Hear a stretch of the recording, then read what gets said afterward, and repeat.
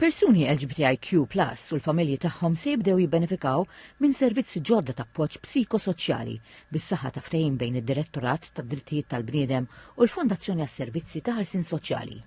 F'konferenza ta' aħbarijiet is-Segretarju Parlamentari għall-Ugwaljanza u Riformi Rebecca Buttigieg spjegat li dawn is-servizzi se jassiguraw il-benesseri ta' individwi u tal-familji tagħhom li jfittxu l-għajnuna biex jelbu l-ansjetà u l-istress mentali u psikoloġiċi li jista' jkollhom minħabba fost oħrajn preġudizzi u stigma minkejja l-avvanzi kbar li saru f'dan il-qasam. Nilqabil biħġari dan is-servizz li ser jipprovdi aktar servizzi għall komunità biex nassiguraw li kulħadd qed jingħata l-appoġġ li għandu bżonn. Min riċerka li saret dan l-aħħar joħroġ fl-aħħar sena 59% tal-persuni LGBTIQ ġew iffastidjati waqt li 14% ħassewhom iddiskriminati fuq il-post tax-xogħol.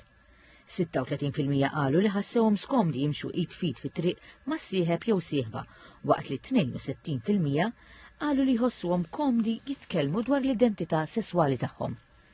Il-kap tat-taqsima Soġiċesk Unit Clayton Merċieqa qal li dawn is-servizzi huma meħtieġa għax għadna f'sitwazzjonijiet fejn persuni qed jiffaċċjaw problemi minħabba l-identità jew in-natura tas-sesswalità tagħhom.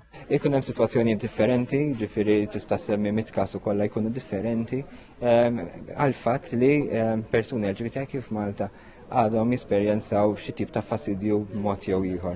Allura ta' kien ħassib dan il-bżonn, ġiet kienet imresqa din ir-rikjesta ftit snin ilu u bekk bdejna naħdmu biex nissettjaw dan it-tim. Il-kap eżekuttiv tal-FSWS Alfred Grixti qal li b'dan il-ftehim il-professjonisti speċjalizzata tal-Aġenzija Appoġġ se jagħtu servizz personalizzat lill-individwi li jfittxu l-għajnuna tagħhom.